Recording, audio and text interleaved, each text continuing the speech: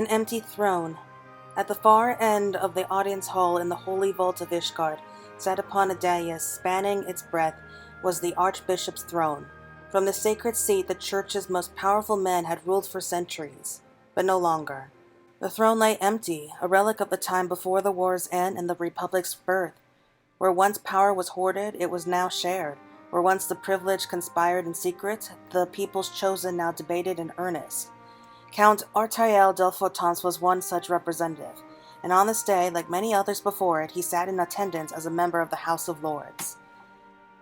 If there are no further comments, I move that we end the session with a vote, Emmerich declared, his voice echoing across the gray flagstones of the chamber. Once yours is cast, you are free to take your leave. My apologies for keeping you all until such a late hour, my lords. I know full well you have great demands upon your time. Says the man with the greatest demands upon his, Artael thought wearily. Between scampering hither and yon on official business and presiding over house sessions, he knew his friend had precious little time for himself. At the Lord Speaker's words, the members rose to their feet and began making their way to the ballot box in the predetermined order. Many were still fumbling their way through the unfamiliar business of Republican governance, Artael himself not least of all, but he pressed on with dutiful determination. Having cast his vote, he returned to his seat to gather up his belongings when the empty throne chanced to catch his eye. As he beheld it, his vision blurred as the memory of a day 17 years ago came flooding back, a day from what now felt like another life. The shirt's collar felt stiff as canvas, but Artael endured the discomfort. The occasion called for the finest finery, and the outfit his manservant had assisted him into made his dinner garb appear uncouth in comparison. It was not every day, after all, that Ishgard saw a changing of its ordained ruler.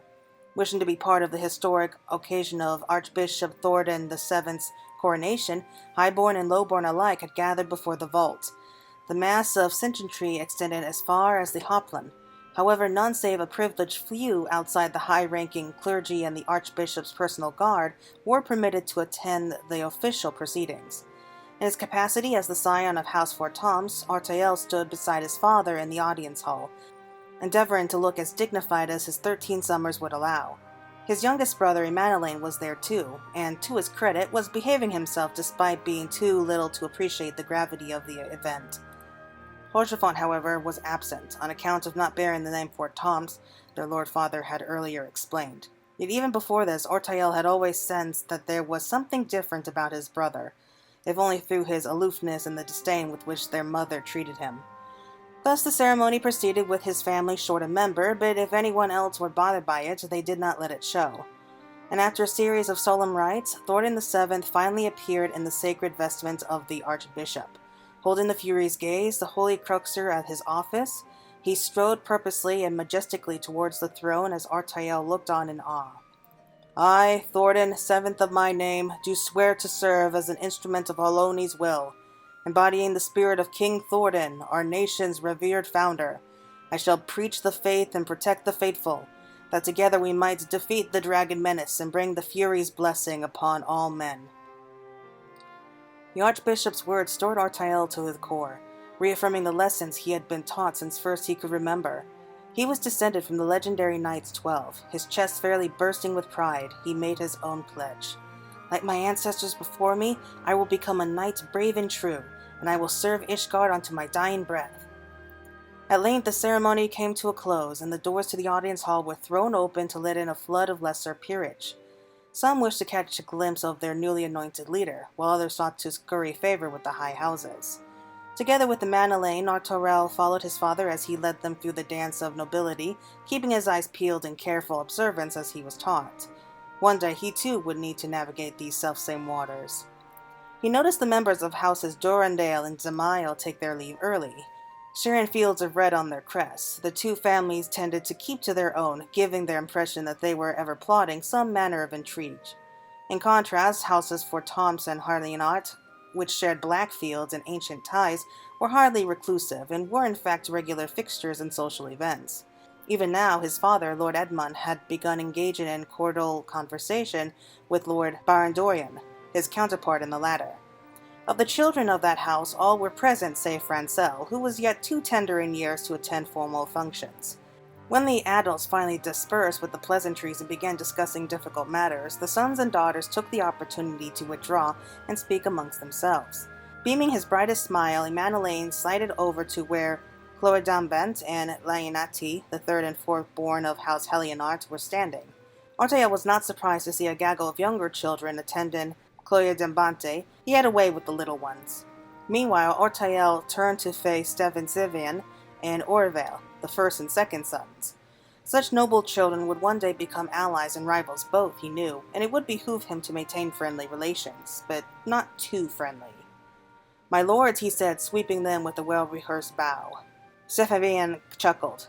"Oh, come now, let's not stand on ceremony. We are of age, are we not?" In a languid tone, Orvale added, "I have had my fill of the dry formalities. It's tiresome stuff, and I want to go home." "Likewise, brother. I am on the cusp of completing my latest invention. Shall we beg leave of father?" And as quick as that, the brothers bade Artael farewell, asked their father to be excused, and happily trotted off. As he watched them leave, Artael could not help but envy the carefree pair. Finding himself bereft of company once more, he returned to observing the people around him.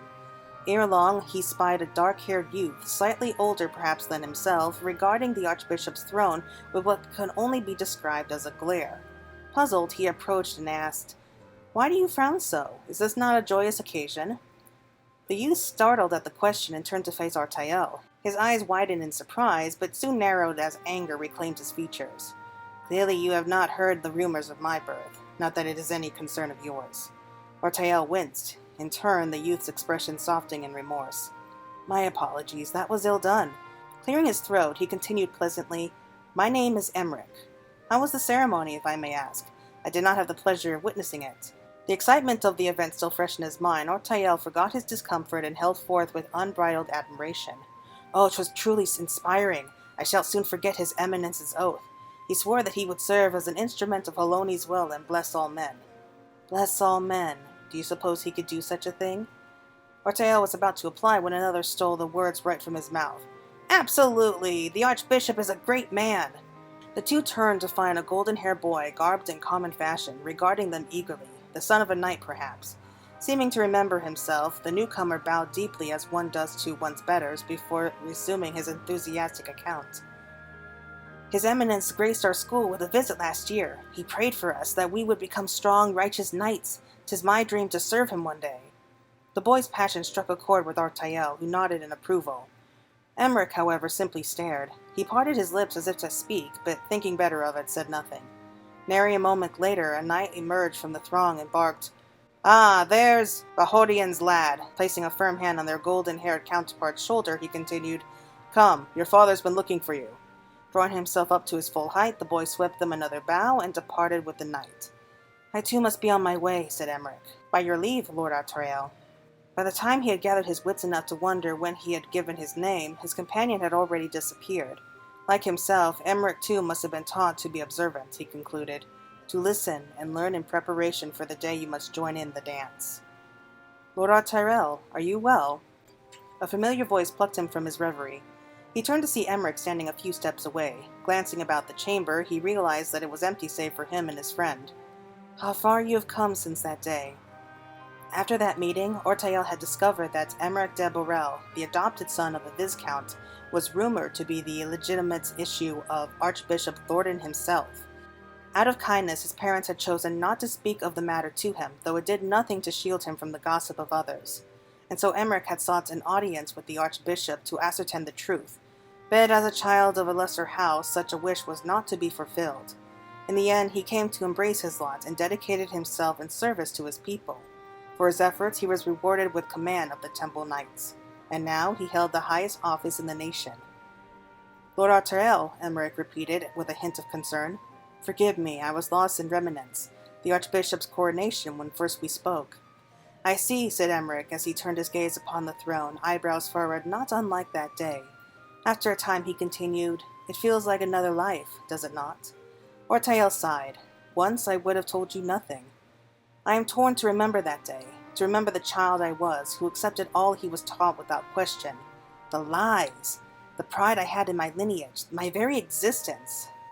Gods, what a fool I was."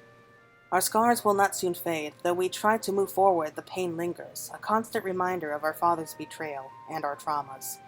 Emmerich had told him the tale during the campaign at Gimlet, how his friend had urged the Archbishop to renounce the lies upon which Ishgard was built, and was rebuffed as a naive child for wanting to tear down institutions that had endured for over 1,000 years. And indeed, built upon a rotten foundation of deception though everything was, Emmerich had recognized the truth in his father's words, that they remain a thorn in his breast.